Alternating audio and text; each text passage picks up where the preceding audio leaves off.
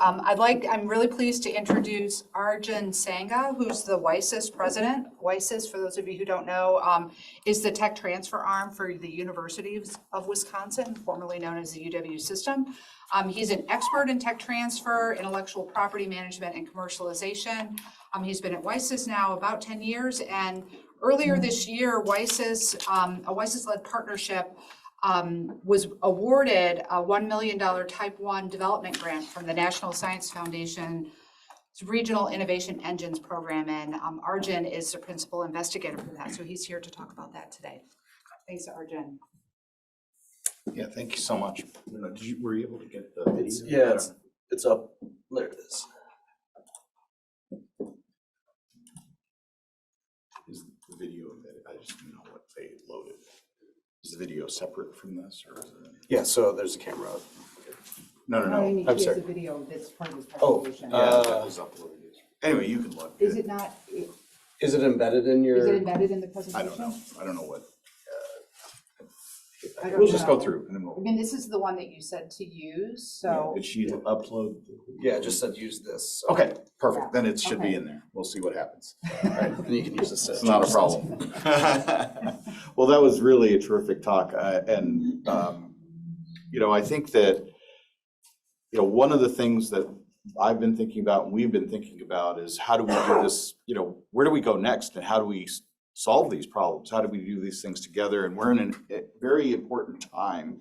And I think that the federal government is really thinking about, especially the National Science Foundation and others, about how do we do this together? How do we do this across in a collaborative way in terms of science, developing new technologies, but addressing these big problems so that it's not individually like we thought about before, it's collectively. And so what WiSys is, as was introduced, we've been thinking about not only just that narrow area of tech transfer of intellectual property management, but it covers a larger span, right? We need to look at the research at the front end, and we need to think at the back end, how do we create companies and solutions that can solve these big problems. So it's a bigger span than just managing intellectual property. So we're thinking about how we solve major challenges through this collaborative innovation across Wisconsin and beyond. So as you heard, we were fortunate enough to lead a group of 30 partners plus, and we keep adding more partners, which is important, for this National Science Foundation initiative to advance sustainable agriculture in Wisconsin. So as I like to, as I've been learning more about agriculture, I'm not an expert by any means, but it's a Wisconsin thing. This is the economic impact to the state is huge. We have, we're number one in many categories, and I'm sure I'm missing things that in terms of our agriculture economy here that we're doing amazingly at, and as you heard, it's having a big impact, right? And we need to think about how can we do that and minimize that impact. But our ecosystem is terrific, and our innovation expertise is, second to none. So we need to own the space.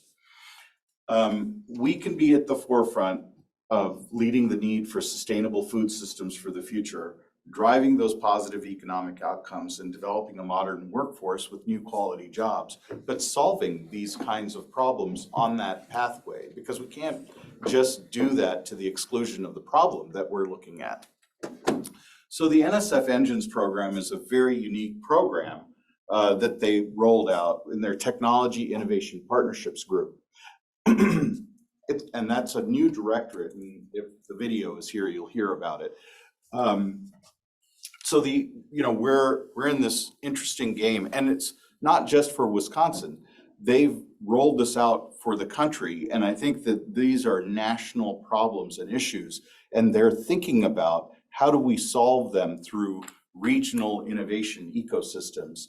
And so we were fortunate enough to lead the Sustainable Ag Engine, one of 44 Type 1 awards, which is for $1 million over 2 years, which allows us to start building those partnerships and coalitions and thinking about how do we compete for that phase 2, which they're looking at one of the largest investments that they've ever done in a collaborative type program, and saying, if we agree with the way in which you've set yourself up, then we're going to fund this thing for 10 years for $160 million. And think of that as leveraging other money. So it's not just the 160 million. We have to invest in that, and that it could be just life-changing. So this is once in a lifetime opportunity to really make a big difference for a long term. So if the video plays, let me preface it. This was the director of the Technology Innovation Partnerships Group at National Science Foundation. And he talks about, we had our conference in the summer about why WiSys is a model and why they picked us to do this. He gives you a little sense of what they're trying to do. So let's see. Hi, everyone. My name is Erwin Ganchandani, and I serve as the Assistant Director for Technology, Innovation, and Partnerships at the National Science Foundation. On behalf of our director, Dr. Setharaman Panchtathan, and the rest of the NSF team, it is my pleasure to be with you today virtually and to share a few words about the significance of your work, of this 16th annual WiSys Spark Symposium, and the significance of that work on our work here at NSF as well.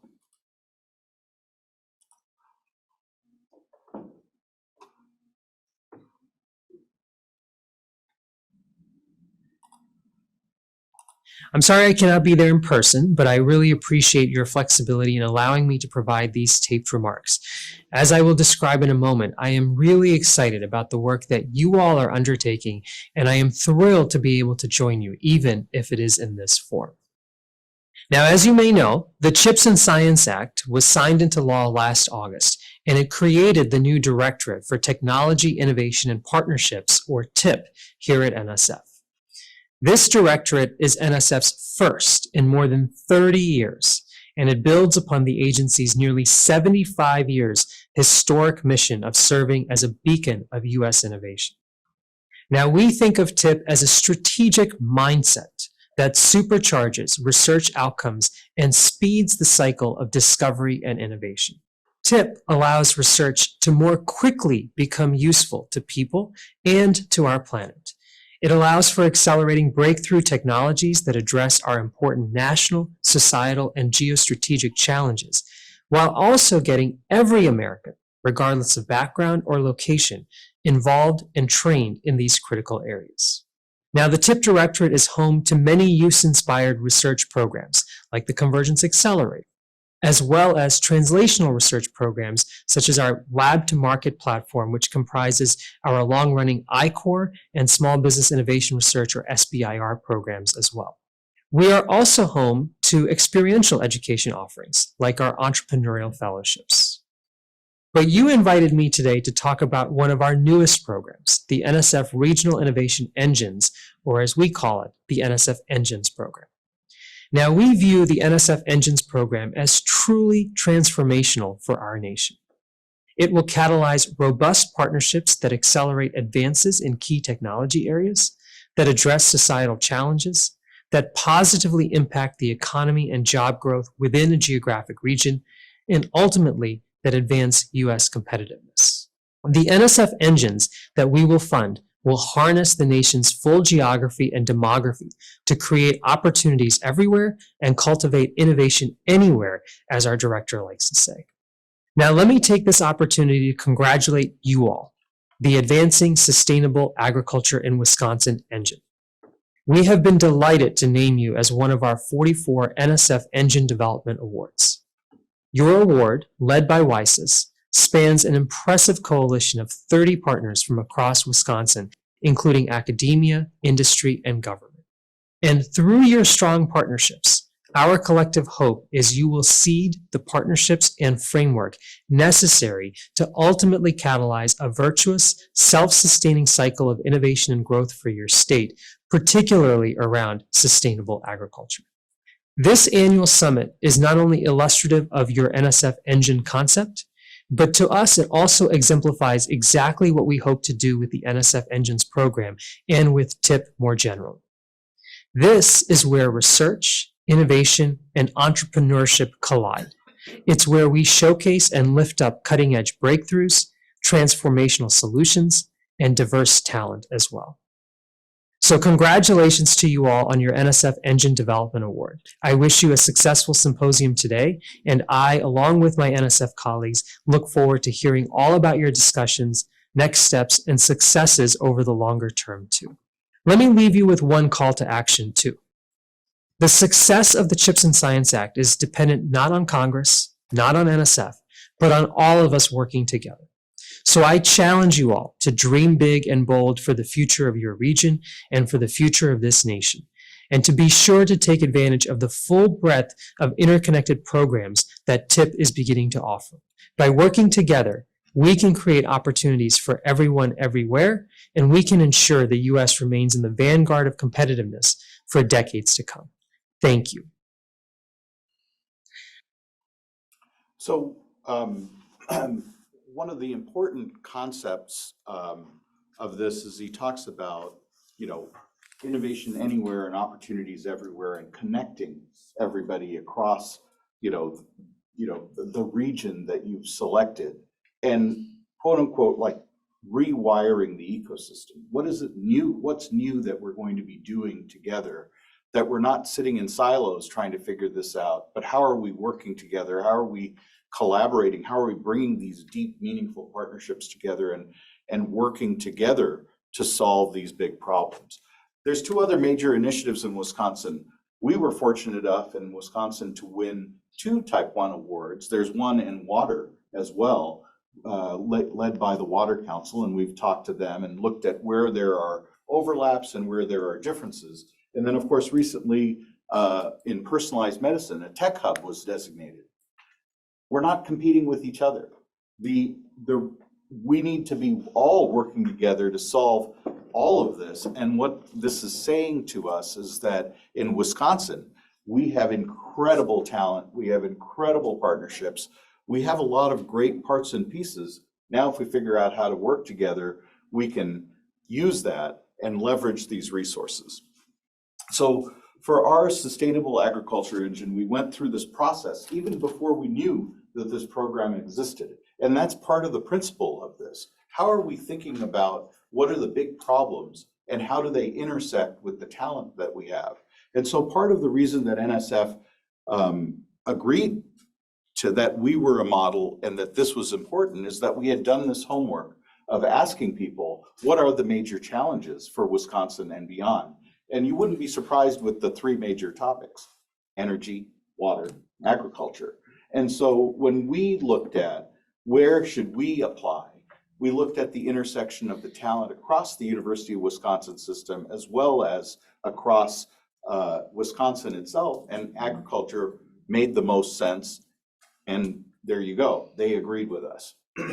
So you can see what the challenge is, and we heard in the talk before me that there's other challenges in achieving this goal.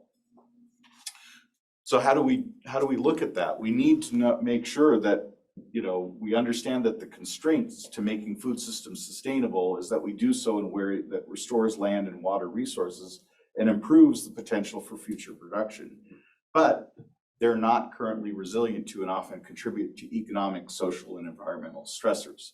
So the opportunity that we have with all of that talent that we have here in Wisconsin is to be a global leader in bringing forth systemic changes in our food systems to meet the needs of the present while positively impacting food production and consumption for future generations. So as we've been thinking about this and talking to people, and again, I'm no subject matter expert, but these are the areas that people have told us, and there are many more, and we want to learn more and figure out what are the important areas that we need to address. And that's why we say it's the evolving scope of the engine as we try to figure out how do we address these issues, and again, where do we start? Because if we're looking at a 10-year horizon to catalyze some big change, we need to start with the things that we're good at and make sure that we understand the entire universe of things and things that we can address later on and during this journey. So, as we've started to think about it, agriculture and energy, and you heard, again, you heard Mary's talk as well, the ecosystem approach to a more sustainable agricultural practices is what we want to do. And so we've kind of started to learn of some alternative areas of intersection that we need to pay attention to. So as we think about our emerging strategy, you know, and I want to pause there and kind of talk about that. One of the principles that we've engaged in on this journey of building an engine, and we don't have an engine yet, so keep that in mind. We're building it. The award that we received is to develop an engine, is this idea that you start with who are the partners and you start engaging with people, and which, like this is another example of that, and what are the systems that already exist. And as we learn, and we had a wonderful meeting yesterday where we did kind of a visioning session with various experts around the state from different walks of life. You take that and then you build the strategy. You don't start with a strategy and then impose it on people. You have to learn what this is before you can go there. And so the Type 1 award is a 2-year award. And so we have some time to kind of do the legwork and build those deep, meaningful connections so that we can actually build something that in itself is sustainable for the future. So we think that we can accelerate the development of the regional innovation ecosystem. And then WiSys has already launched what we've called, and we've piloted this idea of a venture home network, which is a network of startup hubs around the state. And each one of those is a partnership between WiSys, Universities of Wisconsin University, and a local community. And it's both a physical space so that people know where to go. And it's also a distributed network. We just launched Venture Home Connect. But the idea is that an entrepreneur and others are, and it doesn't just have to be somebody from the UW, can walk in there and they can get the resources and access that they need to be able to start a company and to connect with other people without having to be in a big city, right? Like the resources that we have around the state are different. And so how are we creating a distributed network to even out that playing field and create kind of meaningful access and availability for the good ideas that exist all across the state?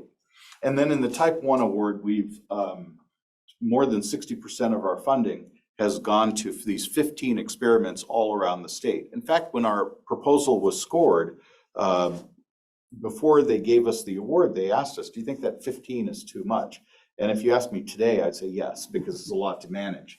But when our answer to them was, if we're going to build something regional, we need to get people engaged across the entire region. We need to get them to participate in this thing. And so I felt very, and I said that a little facetiously, but even though it's a lot of work, I think it's really important, and we've seen a lot of great connections coming from these 15 experiments.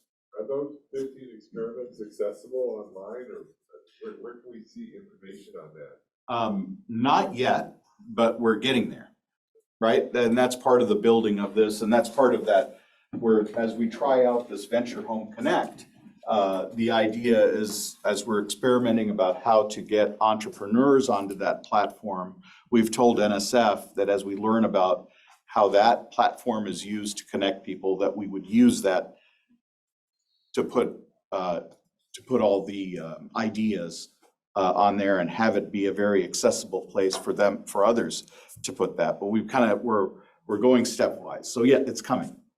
Mm-hmm. So this is our roadmap. And right now we're in this phase, and notice that we don't have a check in any of the big boxes. That's our first journey, has been doing these workshops, site visits, working groups, and like yesterday we put a checkbox, we did a visioning session, and with the idea of finding alignment. As we talk to people, and even yesterday we had a session where we tried to envision who wasn't in the room and who haven't we talked to, so that we get those voices as a part of this visioning idea. And then we can build alignment of, where should we be focusing our energy? And you can see that NSF is going to come out with their second round of their RFP sometime in the summer of 2024. And then we'll have 3 months to be able to apply for a Type 2 engine. So we've been building partnerships. We've had several of these meetings and working groups where we've gotten a lot of engagement. How am I doing on time? Okay, I'll wrap it up. Okay. And the Venture Home Network is up and running and doing a good job. And we've already seen others that have received funding in the interim in connection in different ways to the engine. So that's terrific.